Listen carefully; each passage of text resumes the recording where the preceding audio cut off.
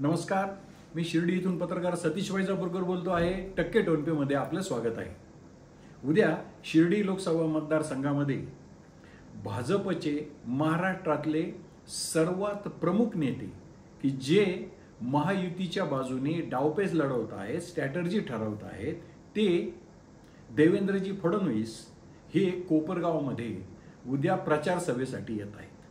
आता ही प्रचार सभा जी आहे ती प्रामुख्याने तिच्या नियोजनाची जबाबदारी विवेक कोल्हे आणि त्यांच्या मातोश्री माजी आमदार स्नेहलताताई कोल्हे, बिपिनदादा कोल्हे यांनी थोडक्यात कोल्हे परिवाराने स्वीकारली आहे. म्हणजे आजवर याआधी इथे सदाशिव लोखंडे जे की महायुतीचे उमेदवार आहेत त्यांच्या प्रचार कार्यालयाचं उद्घाटन झालं ते महसूल मंत्री राधाकृष्ण विखे पाटील आणि कोपरगावचे विद्यमान आमदार आशुतोष दादा काळे. त्या कार्यक्रमाला कोल्हे परिवाराने जाणीवपूर्वक दांडी मारली याच्या खाली अंडरलाईन. त्याचा अर्थ असा आहे की विखे आणि काळे ह्या युतीच्या बरोबर आम्ही नाही असा संदेश त्यांनी त्यावेळी दिला. आणि आता उद्या जेव्हा देवेंद्रजी येत आहेत त्यावेळेसही त्यांचा संदेश हाच आहे की देवेंद्रजी आमचे नेते आहेत, त्यांना त्यांच्याकडून शब्द हवा आहे.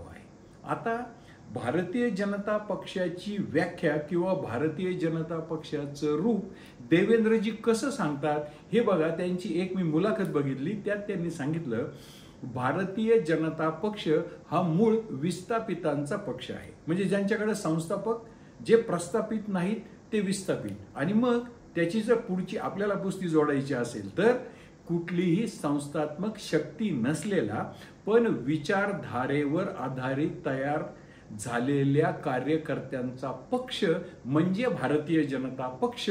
जेथे की संघटनेला सर्वोच्च स्थान आहे असा पक्ष म्हणजे भारतीय जनता पक्ष. ही भाजपची खरी ओळख, विचारधारेवर आधारित चालणारा, संघटना ही शक्ती असणारा भारतीय जनता पक्ष.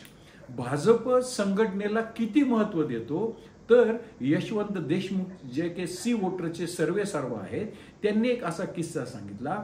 मध्य प्रदेशमध्ये भाजपची संघटना एवढी बलवान होती जनसंघाच्या काळापासून तर ते आत्ताच्या ऐन भराच्या काळापर्यंत भाजपची संघटना तिथे मजबूत आहे. एकदा इंडियन एक्सप्रेसचे मालक रामनाथ गोयंका आणि भाजपचे एकेकाळी संघटनेवर तिथे मोठी पकड असणारे नानाजी देशमुख यांच्यामध्ये गप्पा सुरू होत्या. आणि रामनाथ गोयंकांनी सांगितलं की संघटना तुमच्या संघटनेची काय एवढी ताकद आहे, तुमची संघटना मला अमक्या मतदारसंघातून विजय करू शकते का. तर नानाजी देशमुखांनी सांगितलं होतं विजय करू शकते. आणि रामनाथ गोयंका खरोखरच जनसंघाकडून त्या काळी विजयी झाले होते केवळ संघटनेच्या बळावर. आता सुद्धा गेल्या विधानसभा निवडणुकीमध्ये सगळे सर्वे भाजपच्या विरोधात होते पण केवळ संघटनेच्या ताकदीवर भाजपने तेथे पुन्हा सत्ता मिळवली असं सर्व राजकीय जाणकार विश्लेषणात सांगतात. हे सगळं सविस्तर सांगण्याचा उद्देश असा की भारतीय जनता पक्ष हा केडर बेस पार्टी आहे परंतु महाराष्ट्रामध्ये त्यावर काही मर्यादा आहेत. म्हणून देवेंद्रजींनी दुसऱ्या एका मुलाखतीत असं सांगितलं असं होतं, पक्ष टिकवायचा असेल, आम्हाला स्वतःला टिकायचं असेल आणि आमची विचारधारा टिकवायची असेल तर सत्ता मिळवणं गरजेचं आहे. म्हणून या विस्थापितांच्या पक्षांनी प्रस्थापितांना बरोबर घ्यायचं ठरवलं. जसं भाजपने प्रस्थापितांना बरोबर घेतलं तसा प्रस्थापितांचा पक्ष राष्ट्रवादी काँग्रेस तर हा प्रस्थापितांचाच पक्ष आहे. काँग्रेस ही त्याची जननी आहे आणि भाजपच्या विरोधात जी उभाटा सेना आहे त्यांच्याकडे सुद्धा प्रस्थापित आहेत. ही प्रस्थापित घराणी सगळ्या राजकीय म्हणजे हे जे 3-4 राजकीय पक्ष आहेत त्याच्यामध्ये 6 झाले आता त्याच्यामध्ये विखुरली गेली आहेत. तर भाजप सत्तेत असल्यामुळे त्यांच्याकडे या घराण्यांची संख्या अधिक आहेत. अशाच प्रस्थापित घराण्यापैकी कोल्हे परिवार एक आहे, दुसरं प्रस्थापित घराणं ज्यांचं त्यांचं पटत नाही ते विखे पाटील परिवार आहे, कोल्हे परिवाराचा तिसरा कोपरगावातला राजकीय प्रतिस्पर्धी काळे परिवार आहे, म्हणजे आमदार आशुतोष दादा काळे हे त्यांचे प्रतिस्पर्धी सध्या आमदार आहेत.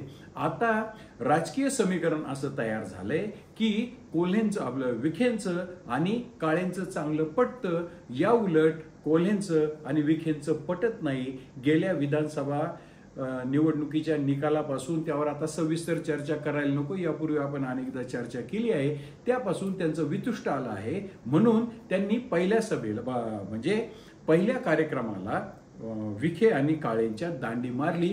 आता त्यांनी भूमिका अशी घेतली की देवेंद्रजी येतील, आम्हाला शब्द देतील आणि मग आम्ही प्रचारात सक्रिय होऊ, तोपर्यंत आमचे कार्यकर्ते काम करतायत. आता देवेंद्रजींच्या दृष्टिकोनातून जर बघायचं ठरलं तर त्यांना प्रस्थापित असलेले विखे पाटील हवे आहेत, त्यांना प्रस्थापित असलेले अजितदादांच्या गटात भाजप सोबत आलेले आशुतोष दादा काळे देखील हवे आहेत, आणि कोल्हे तर या दोघांच्या तुलनेत सिनियर आहेत, कारण ते आधीच भाजपमध्ये आलेले आहेत. त्यामुळे आता हे तीनही परिवार फडणवीसांना हवे आहेत.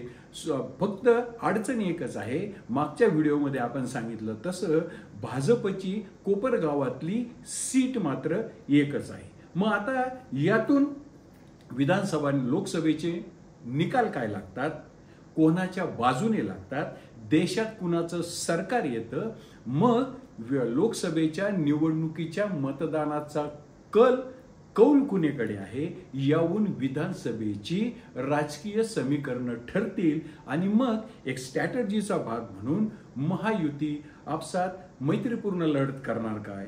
पवार साहेबांनी जे आज विधान केलं की ह्या निवडणुकीनंतर बरेच पक्ष त्यांच्या पक्षात सुद्धा त्यांनी असे एक संकेत दिले आहेत की कार्यकर्त्यांची पदाधिकाऱ्यांची चर्चा करू आणि न जाणो कदाचित त्यांचा पक्ष सुद्धा काँग्रेस पक्षामध्ये मर्ज होईल. अनेक प्रादेशिक पक्ष काँग्रेस पक्षामध्ये मर्ज होऊ इच्छितात. हे सगळे वेगवेगळे समीकरणं फार वेगाने लोकसभेनंतर घडतील. आता ज्या सहकारामध्ये पक्ष नाही असं मानलं जातं, त्या सहकारामध्ये शत्रूचा शत्रू तो आपला मित्र या नात्यांनी कोल्हेंची जवळीक, कोल्हेंची मैत्री माजी महसूल मंत्री बाळासाहेब थोरातांसोबत आहे, आणि बाळासाहेब थोरात आणि राधाकृष्ण विखे पाटील यांच्यातून आज तरी विस्तव जात नाही अशी परिस्थिती आहे. असं प्रस्थापितांच्या राजकारणाची हे सगळे वेगवेगळे कंगोरे असताना हे तीनही प्रस्थापित देवेंद्रजींना हवे आहेत.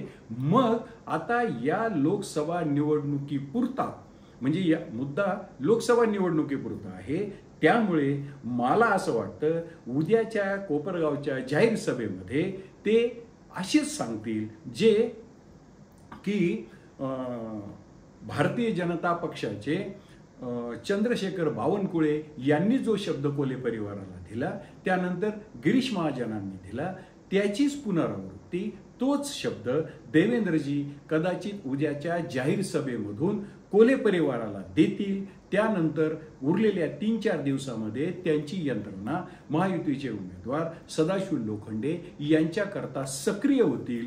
या प्रस्थापितांचं आपसातला संघर्ष या पार्श्वभूमीवर उद्या देवेंद्रची सभा होते आहे. ही सभा असं सांगते आहे, कोल्हे या निमित्ताने असा संदेश देत आहे की आम्ही तुमच्या सोबत नाही, म्हणजे काळे आणि विखे पाटलांच्या सोबत नाही, आमची वाट वेगळी आहे, या वेगळ्या वाटेचे प्रवासी आम्ही आहोत हे दर्शवण्यासाठी उद्याची फडणवीस साहेब देवेंद्रजींची सभा आहे. ते कोल्हे परिवाराला कोणता जाहीर शब्द देतात हा मोठा औत्सुक्याचा विषय आहे. म्हणून आपण आजच्या व्हिडिओला शीर्षक दिले आहे विवेक कोल्हेंची वेगळी वाट आणि कोपरगावात फडणवीसांच्या सभेचा थाट. मी हे केलेलं विश्लेषण आपणास जर आवडलं असेल तर माझं टक्के टोनपे हे चॅनल सबस्क्राईब करा, लाईक करा, शेअर करा. जय हिंद, जय महाराष्ट्र.